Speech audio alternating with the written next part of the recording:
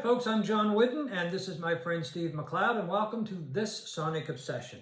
We are going to continue with our look at the brilliant new documentary by the director Peter Jackson called Get Back, which is of course is about the Beatles. There are 3 parts to it, so this is part 2 and then we'll do another recap of part 3 once the whole series has wrapped up, after it's been available for streaming, that is. Anyway, last night when we left the documentary, very emotional. George had just walked out of Twickenham Studios. We all know what happens, but it becomes even more emotional. So we're led to believe by some intel that you've gathered, Steve. Well, I don't know how intelligent it is, but I saw because I saw it on the internet. Oh, there you go. But somebody was saying that the first 10 minutes of this is quite emotional, as the remaining boys in the band at this point begin wondering if this is the end of the Beatles. So it's supposedly quite emotional, so I hope you got a box of Kleenex handy. It's quite long, at 2 hours and 53 minutes, so get some trail mix out and some Gatorade. This is going to be a marathon.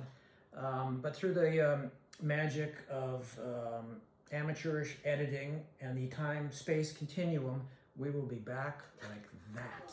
Look, what? We're coming in tomorrow. You're making off at the moment. Because we go through. Yeah, sure. Okay, yeah.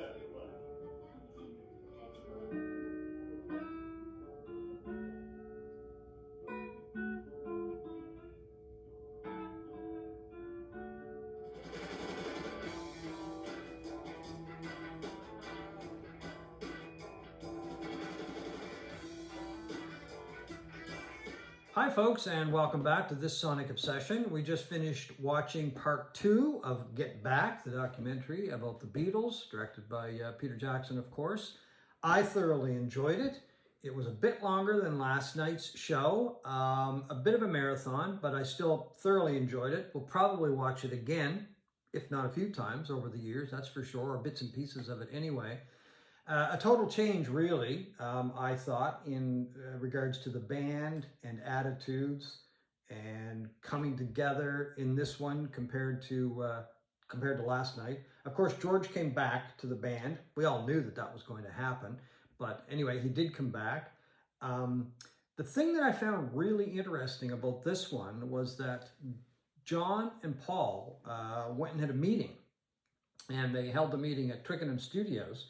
But the film crew actually taped it, but they didn't know they were being taped. They weren't filming it. They were just doing an audio recording of this. Yeah, they had a microphone and a flower pot on the table where they were having lunch and recorded the conversation. And I'm guessing this is the first time it's ever come out, but I thought it was really an interesting conversation because they really didn't hold back in discussing the situation. They both knew that there's some changes had to be made in order to get George back. And John and Paul were both very honest about their feelings. And as I said, it was very honest, very heartfelt too, I believe. As I said, they really didn't hold back. The other interesting thing about this is that Ringo was nowhere to be seen. I mean, he was still at Twickenham Studios, but he wasn't, I don't know, maybe he was invited to this meeting? I don't know, but he didn't attend. So you have to wonder about Ringo and his role in the band, and when it came to the big decisions of the band, what his role actually was, because he wasn't in on this conversation. Well, it's sort of in keeping with the way he's been in this film. He doesn't really say a whole lot, right? Unless he's kibitzing and that sort of thing. But when it comes to any kind of major decisions, when they're trying to craft these songs, that he's just sitting at his kit, just waiting to play. Yeah, doesn't really offer a whole lot. So it's, in a way, it's not surprising that he wasn't at this meeting. But it was a really it was interesting. I mean, it was very long, 2 hours and 53 minutes. Yeah. My endurance was flagging a little bit at times, particularly during the first half where they're still at Twickenham Studios, and it's just mostly a chaotic mess. Yeah, I think they could have cut some of that chaotic mess, as you call it, out of it, because really, in a sense, all we saw were repeats of the chaotic mess. Yeah. But it begins with I mentioned this emotional moment in the first 10 minutes of the film. I read on the internet that, it is quite emotional. It's very emotional, it was kind of, I guess. I mean, it's Ringo and Paul sitting there in the studio George has left the band, and they're there with a bunch of other people in their group, and they're waiting for John Lennon to come in to begin recording that day. And the enormity of it all sort of sets in, and everybody suddenly gets quiet, and they're just sitting there.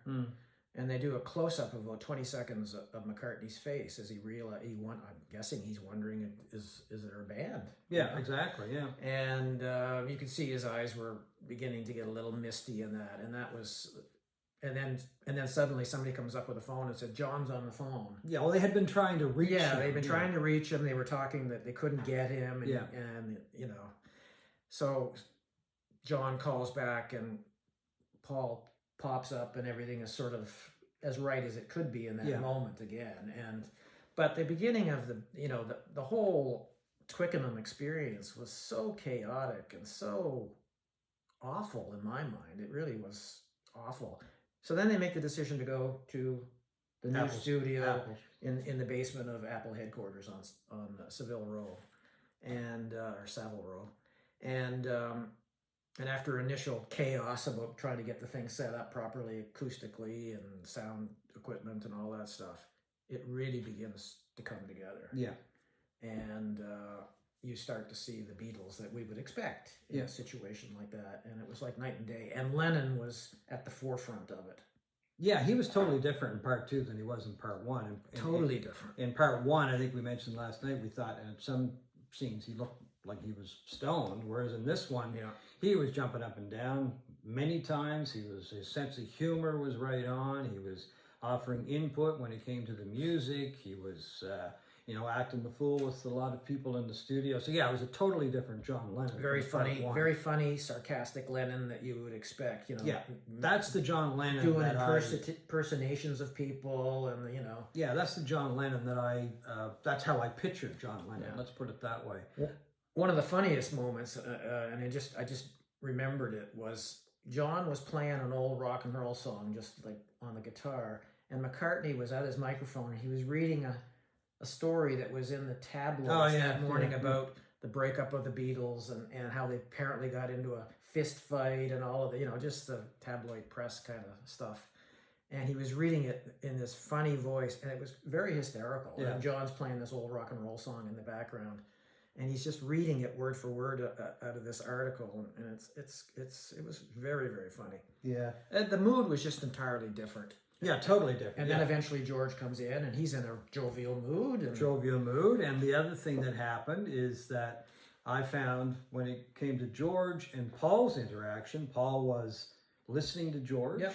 He was, saying all the right things. Saying all the right things. He was actually giving George some input into how the music was coming together, which I thought was, admirable.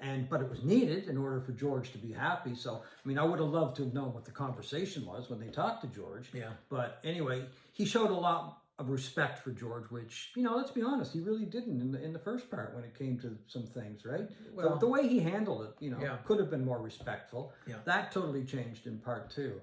The other thing I noticed is that these were 4 guys who really liked each other. They were best of friends. They basically grew up together. They had seen it all, probably, from the early days in Liverpool to playing those awful hours when they played in Hamburg, traveling back and forth. They'd seen it all, and they just really came across as 4 guys who really cared for each other. Especially, you could see the connection between Lennon and McCartney. Oh yeah, more so than with George and Ringo and all of that. They were, you could just tell that maybe the friendship was beginning to wear, but they were the best of friends at one point. Yeah, and the best of creative partners.